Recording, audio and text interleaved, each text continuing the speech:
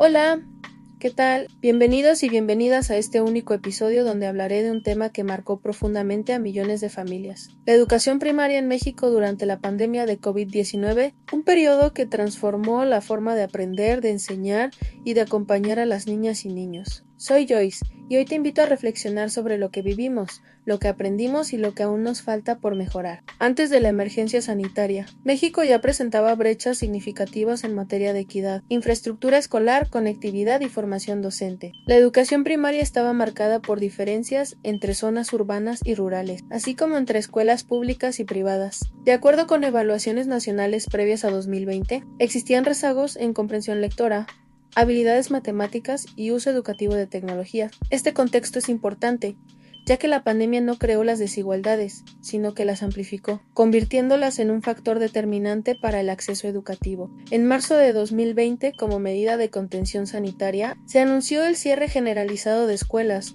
lo cual afectó a más de 25 millones de estudiantes de educación básica. De pronto, las mochilas dejaron de usarse, los salones quedaron vacíos y muchos pensaron que serían unas vacaciones largas. El modo de enseñanza pasó de un modelo presencial a uno remoto sin una transición planeada, causando que las maestras y maestros sintieran una incertidumbre de cómo enseñar a distancia, cómo mantener la atención, cómo evaluar, cómo acompañar a sus alumnos que quizá no tenían conexión. Este fenómeno condujo a lo que se ha llamado educación remota de emergencia, un modelo improvisado cuya finalidad no era sustituir a la escuela tradicional, sino evitar la interrupción total del proceso educativo. En medio de la emergencia sanitaria, el gobierno lanzó la estrategia Aprende en Casa, que tuvo como objetivo brindar el servicio de educación básica a través de televisión, internet, radio y libros de texto gratuitos a niñas, niños y adolescentes, para garantizar su derecho a la educación aún en contextos de emergencia. Esta estrategia permitió llegar a zonas con difícil acceso y cobertura. Sin embargo, aunque buscó ser incluyente,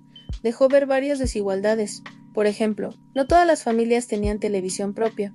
En algunos hogares había solo un celular para varios hijos, e incluso la conexión a internet era débil, muy costosa o incluso nula. Así nació lo que muchos llamaron educación de emergencia, una educación improvisada, rápida, llena de esfuerzo pero también de carencias. Y es por lo que, para muchos niños y niñas, la escuela se redujo a cuadernos enviados por WhatsApp, llamadas ocasionales con la maestra o actividades que los padres no siempre sabían cómo apoyar. La pandemia evidenció problemas que ya existían pero que ahora se volvieron urgentes, como la brecha digital, las desigualdades sociales, la deserción escolar e incluso el impacto emocional, mientras los docentes vivieron una transformación sin precedentes. Sin capacitación previa en educación digital, muchos maestros tuvieron que aprender de manera acelerada a utilizar plataformas como Zoom, Google Meet, Google Classroom, así como crear materiales multimedia e incluso establecer comunicación con los estudiantes, por medio de mensajes o llamadas de manera directa o por WhatsApp.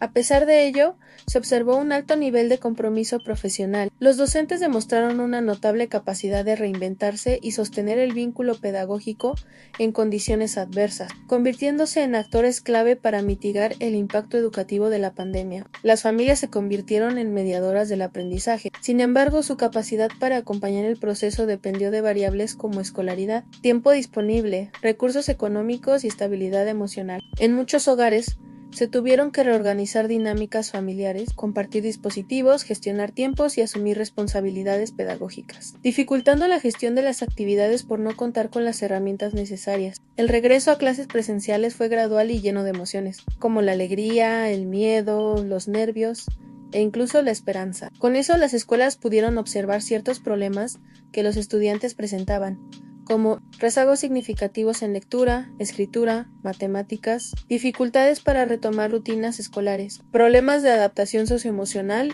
y altas tasas de inasistencia en algunos contextos. Esto provocó que los docentes reiniciaran con temas que, en teoría, ya tendrían que saber conforme al grado en el que estaban. Con esta problemática, las escuelas comenzaron a aplicar estrategias de nivelación, acompañamiento emocional y nuevas formas para poder evaluar a los estudiantes. En conclusión, La pandemia por COVID-19 representó un desafío histórico para la educación primaria en México, al obligar a una transición repentina hacia modalidades remotas para las cuales el sistema no estaba completamente preparado. La experiencia evidenció desigualdades preexistentes como la brecha digital, las diferencias socioeconómicas y la disparidad entre contextos urbanos y rurales que influyeron directamente en el acceso y la continuidad del aprendizaje. A pesar de ello, también mostró la capacidad de adaptación de docentes, estudiantes y familias, quienes desarrollaron estrategias creativas y colaborativas para sostener el proceso educativo en condiciones adversas. El regreso a la presencialidad puso de manifiesto rezagos académicos y afectaciones socioemocionales, lo que subraya la necesidad de fortalecer programas de nivelación, apoyo emocional y acompañamiento pedagógico. En este sentido, la pandemia no solo representó una crisis, sino también una oportunidad para replantear las políticas educativas, mejorar la infraestructura tecnológica y reconocer el papel esencial de los docentes como mediadores del aprendizaje. En suma, la experiencia vivida invita a construir un sistema educativo más equitativo, flexible y resiliente, capaz de responder a futuras contingencias sin dejar a ningún niño o niña atrás.